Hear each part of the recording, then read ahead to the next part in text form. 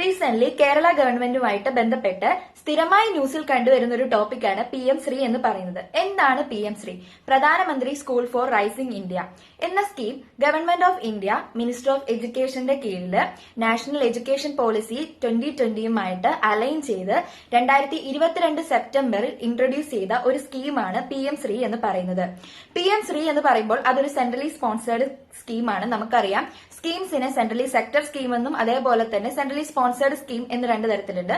ഈ central sector scheme എന്ന് പറയുമ്പോഴത്തേക്കും കംപ്ലീറ്റ്ലി അത് ഫണ്ട് ചെയ്യുന്നത് സെൻട്രൽ ഗവൺമെന്റ് ആയിരിക്കും. സെൻട്രലി സ്പോൺസേർഡ് സ്കീം എന്ന് പറയുമ്പോൾ മോസ്റ്റ് ഓഫ് ദ ഫണ്ടും കോൺട്രിബ്യൂട്ട് ചെയ്യുന്നത് സെൻട്രൽ ആയിരിക്കും.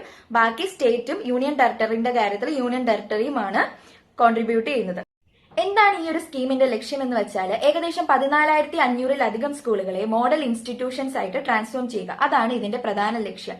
ഇനി സ്റ്റുഡന്റ് പോയിന്റ് ഓഫ് വ്യൂവിൽ എടുക്കുകയാണെങ്കിൽ experiential and inclusive learning, promote critical thinking, അതേപോലെ ഹൈ ക്വാളിറ്റി എഡ്യൂക്കേഷൻ പ്രൊവൈഡ് ചെയ്യുക. അതിനോടൊപ്പം തന്നെ എക്കണോമിക്കലി വീക്കർ ആയിട്ടുള്ള സെക്ഷൻസിന് ഈ ഹൈ ക്വാളിറ്റി എഡ്യൂക്കേഷൻ ആക്സസ് ആകുന്നുണ്ടെന്ന് ഇതുവഴി എൻഷുർ ആക്കുന്നു. ഓക്കെ, ഇനി സ്കൂൾ ലെവൽ പോയിന്റ് ഓഫ് വ്യൂവിൽ നിന്ന് എടുക്കുകയാണെങ്കിൽ smart class room, libraries, science labs, computer labs, vocational labs എന്നിങ്ങനെ ഇൻഫ്രാസ്ട്രക്ചർ ലെവൽസിൽ എന്ത് ചെയ്യുക, ഇതിനെ ഒന്ന് അപ്ഗ്രേഡ് ചെയ്യുക. അതുപോലെ തന്നെ ഗ്രീൻ ഇനിഷ്യേറ്റീവ്സ് ആയിട്ട് പോലെയുള്ള water harvesting, waste management, solar panels എന്നിവ ഇൻട്രൊഡ്യൂസ് ചെയ്യുക എന്നതാണ് ഇതിന്റെ മറ്റൊരു ലക്ഷ്യം. അതായത് ഡിജിറ്റൽ ലേണിംഗ് കൂടുതലായിട്ടും സ്കൂളിലേക്ക് ആക്സസ് ആക്കുക വിത്ത് ക്രിട്ടിക്കൽ തിങ്കിങ് എന്നതാണ് ഈ ഒരു സ്കീമിന്റെ പ്രധാന ലക്ഷ്യം.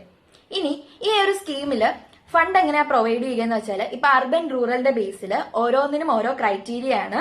അപ്പം അതിന്റെ ബേസിൽ എന്ത് ചെയ്യും, ഓരോ സ്കൂൾസിനും ഓരോ പോയിന്റ് കൊടുക്കും. അർബനും അതേപോലെ റൂറലിനും രണ്ടും രണ്ട് ക്രൈറ്റീരിയ ആണ്. ആ പോയിന്റ് അടിസ്ഥാനത്തിലായിരിക്കും ഈ സ്കൂളിൽ ഫണ്ട് അലോക്കേറ്റ് ചെയ്യുന്നത്. ഓക്കെ, റീസെന്റ് കേരള ഗവൺമെന്റ് ഈ ഒരു സ്കീമിനെ ആദ്യം റെസിസ്റ്റ് ചെയ്യുന്നതായിട്ടും പിന്നീട് അക്സെപ്റ്റ് ചെയ്യുന്നതായിട്ടും കണ്ടു. എന്തുകൊണ്ടാണ് റെസിസ്റ്റ് ചെയ്തത് എന്ന് വെച്ചാൽ എഡ്യൂക്കേഷൻ എന്ന് പറയുമ്പോൾ കൺകറന്റ് ലിസ്റ്റിൽ വരുന്ന ഒരു സബ്ജക്ട് ആണ്. കൺകറന്റ് ലിസ്റ്റിൽ വരുന്ന സബ്ജക്ട്സിൽ സ്റ്റേറ്റിന് ഓട്ടോണോമി ആയിട്ടും അതേപോലെ തന്നെ സെൻട്രലിനും എന്തെടുക്കാൻ പറ്റും, ചേഞ്ചസ് കൊണ്ടുവരാൻ പറ്റും. പക്ഷേ സെൻട്രലും സ്റ്റേറ്റും തമ്മിൽ ഈ ഒരു സബ്ജക്റ്റിൽ എന്തെങ്കിലും ഒരു കോൺഫ്ലിക്ട് വരുമ്പോൾ സ്റ്റേറ്റിന്റെ ചേഞ്ചസ് ആണോ സെൻട്രലിന്റെ ചേഞ്ചസ് ആണോ പ്രിവെയിൽ ചെയ്യുന്നതെന്ന് ചോദിച്ചാൽ ഓഫ് കോഴ്സ് സെൻട്രലിന്റെ ചേഞ്ചസ് ആണ് പ്രിവെയിൽ ചെയ്യുന്നത്. ആദ്യം കേരള ഗവൺമെന്റ് ഇത് സ്റ്റേറ്റിന്റെ ഒരു ഓട്ടോണോമി, അതായത് കുട്ടികളുടെ കരിക്കുലത്തിന്റെ കാര്യത്തിൽ, എഡ്യൂക്കേഷന്റെ കാര്യത്തിൽ ഒരു ഓട്ടോണോമിയെ എഫക്ട് ചെയ്യുമെന്ന് കരുതി. പക്ഷെ ലേറ്റർ ഇല്ല എന്ന് മനസ്സിലായപ്പോഴത്തേക്ക് ഇവരെ അക്സെപ്റ്റ് ചെയ്യുകയാണ് ചെയ്തത്. ഓക്കെ, ഇതുവഴി കേരളത്തിൽ ഏകദേശം 20 lakhs എബോവ് കുട്ടികൾ ബെനിഫിറ്റ് ചെയ്യുന്നത് ഡയറക്റ്റ് ബെനിഫിഷ്യറീസ് എന്നാണ് കരുതപ്പെടുന്നത്. ഓക്കെ.